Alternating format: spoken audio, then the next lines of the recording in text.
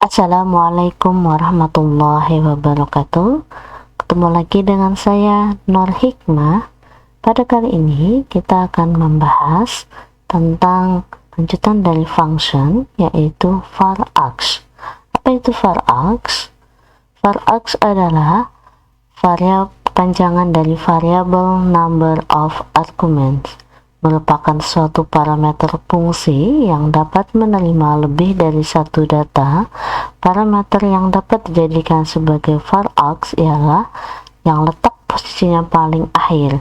Berikut adalah contoh parameter dengan tipe array dan var_x. Jadi var_x itu hampir mirip seperti array ya, fungsinya.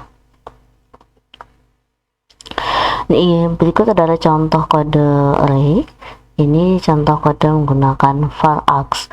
Untuk array di sini ada ciri khas dari array, yaitu kita memanggil array of dengan nilai di dalamnya 60, 70, 70, 80 yang disimpan di dalam variabel nilai. Oke. Dan untuk yang var_x di sini kita deklarasikan variabel dengan kata kunci var_x dengan tipe data nilai 1, dengan variabel nilai 1 dan tipe data integer. Dan di sini yang dimaksud adalah parameter yang dapat dijadikan sebagai var_x ialah yang letak posisinya paling akhir. Jadi apabila ada dua mata kuliah, ada dua matkul dua parameter di dalam variabel jumlah dalam function jumlah nilai, maka parameter nilai 1 atau parameter yang dijadikan var_x itu harus posisi berada paling akhir. Jadi kalau ada 3, dia juga bagian paling terakhir, tidak bisa dijadikan bagian yang pertama ataupun yang di tengah, seperti itu. Oke, kita akan coba untuk yang array, apakah ada perbedaan atau tidak.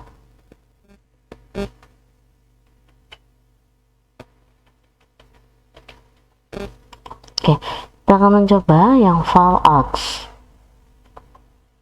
tipe data array.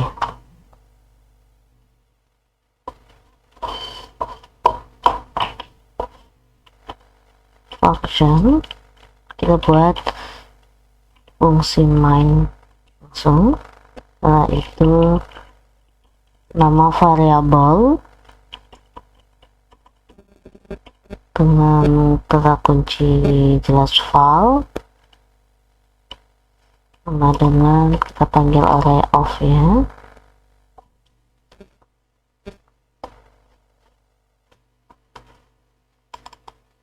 Setelah itu kita berikan value. Selanjutnya kita buat fungsi untuk menjumlahkan nilai dari variabel tersebut.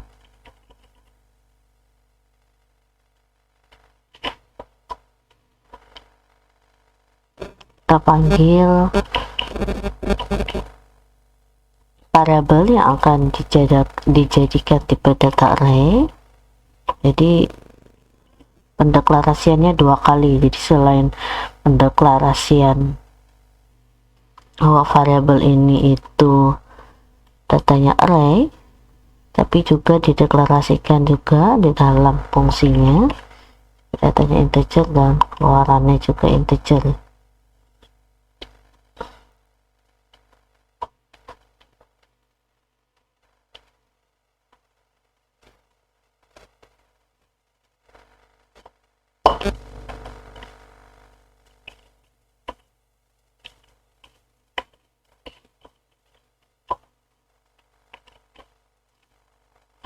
Oke, kita akan juga buat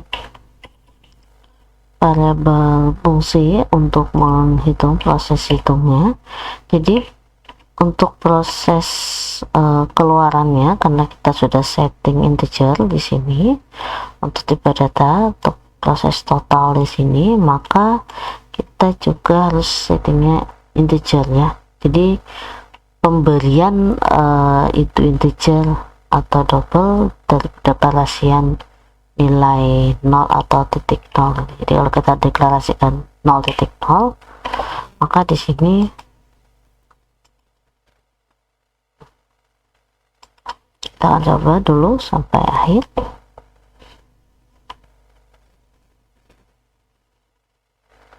Maka di sini harusnya diganti jadi double ya. Jadi kalau dia 0.0, sini ya double keluaran dari tipe data array yang akan diproses. Tapi karena kita menggunakan integer, kita menggunakan for ulangan for untuk bisa mengeksekusi proses perulangan tersebut atau proses pertambahan, penjumlahan. Kita panggil nilai, nah itu kita panggil totalnya, kita operation tambahan,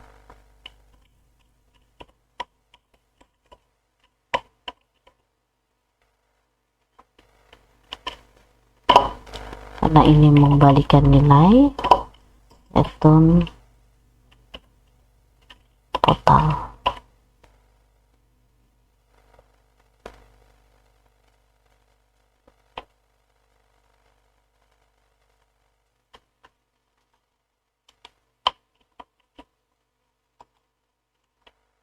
Selanjutnya kita akan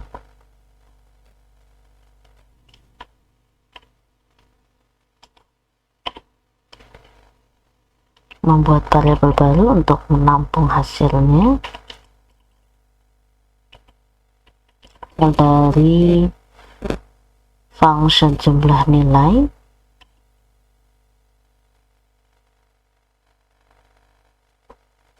dari data nilai.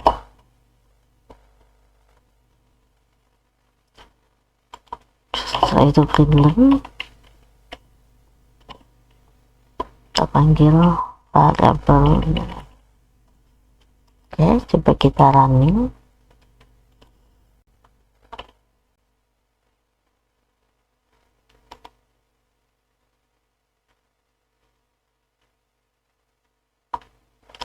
Nomor 1 function on.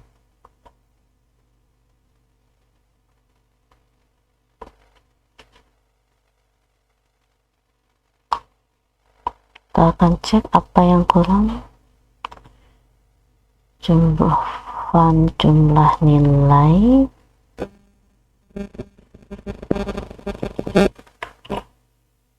sama array integer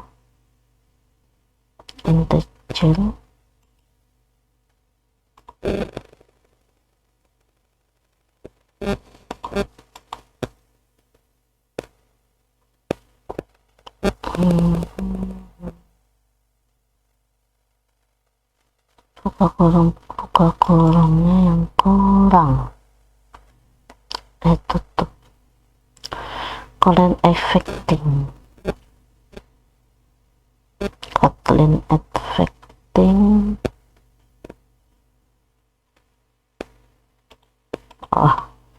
sorry,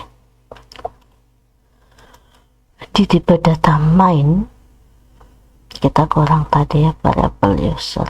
Jadi kalau ada tadi sebelum running berita variabel yang pernah variabel user kita ada pernah digunakan, ada dia program itu langsung menolak, ada juga yang diabaikan langsung di running seperti itu. Nah ini untuk yang tipe data array. Sebenarnya nanti fungsinya sama, cuma pendeklarasian atau proses dari pendeklarasian array itu ya cukup ribet.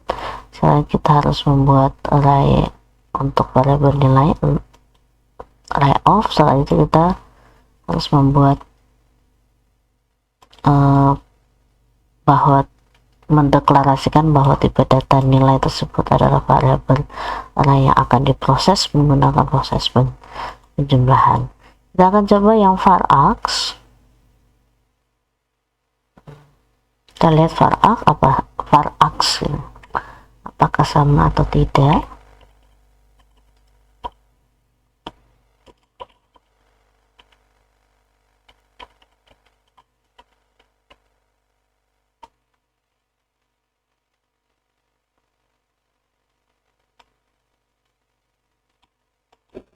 Nah, oke, teman-teman, kita tambahkan ini tadi ya, coba kita ulang, kita coba running.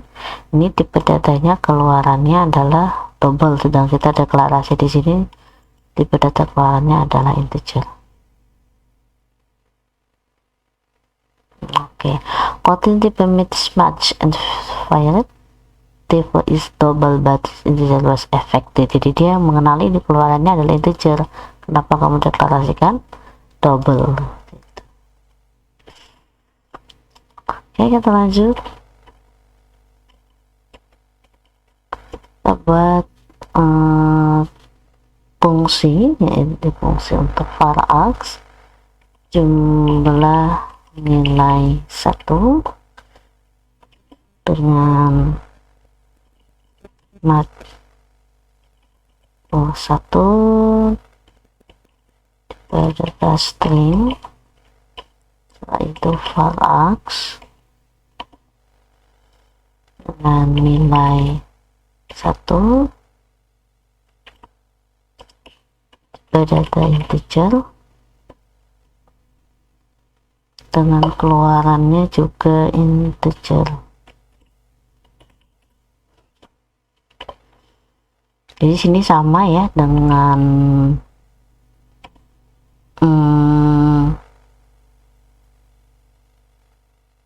array tadi. Jadi kalau kita deklarasikan tipe datanya tipe data integer dan keluaran integer, maka dalam proses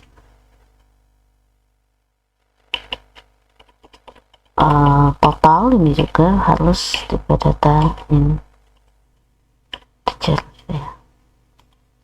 Kita juga bisa langsung copy paste tekan ini karena kita hanya cukup membutuhkan sama prosesnya.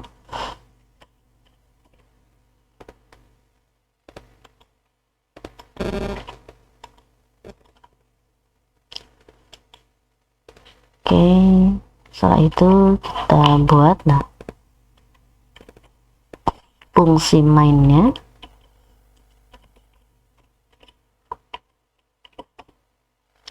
Fungsi mainnya kita akan memanggil file hasil jumlah. Jadi kita buat file sini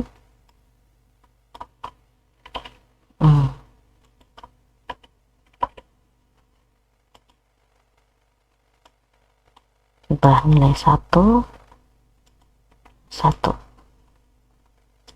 jadi bukan nilai tapi sini langsung pp1 10. Kita lihat sini, coba kita proses.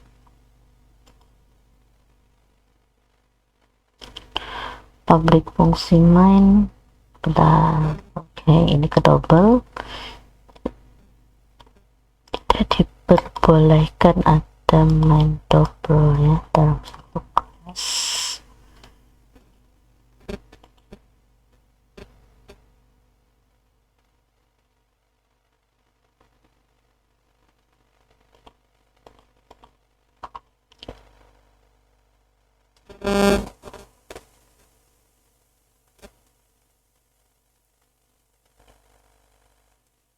Oh,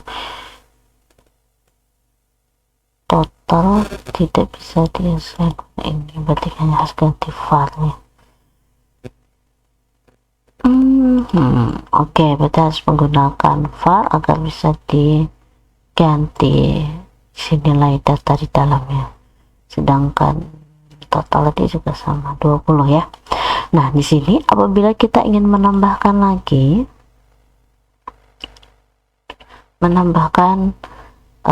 nilai tersebut, ini kita membuat 2 gitu ya nilainya. Ini kita ganti 20. Nah, ini tinggal hasil 1, juga ingin double, hasilnya 1. Ini mudah, langsung kita memanggil atau mengganti nilai parameternya. Nah, untuk yang di array, nah kita harus membuat variabel array yang baru.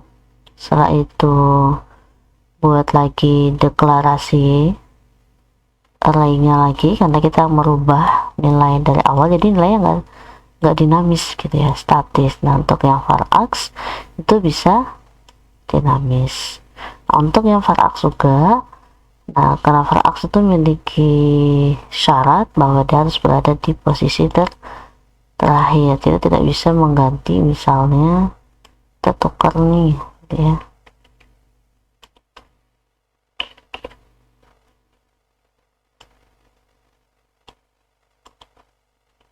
varAx di sini, berarti kita coba di sini kita rubah.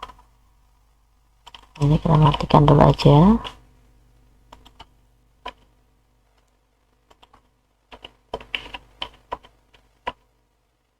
Satu bisa atau tidak seperti ini, kita coba running. Match is variant string what is expected.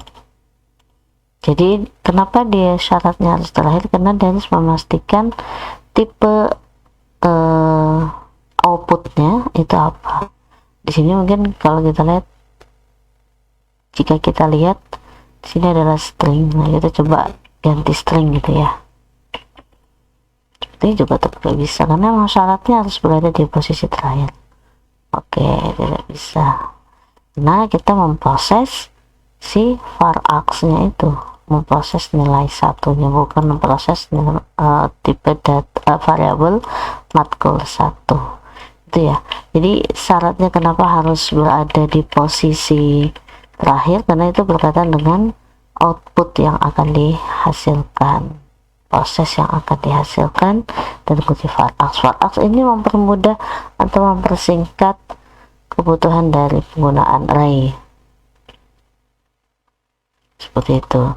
Dan apabila ingin ada menambahkan lagi, ada perubahan, kita tidak perlu lagi mengulang dari awal, bisa membuat function baru, testing lagi, dan perubahan data di awal masih bisa dieksekusi ulang lagi. Ini lebih fleksibel dan lebih dinamis kalau untuk menggunakan varAx. Oke, cukup sekian dari saya untuk kali ini. Wassalamualaikum warahmatullahi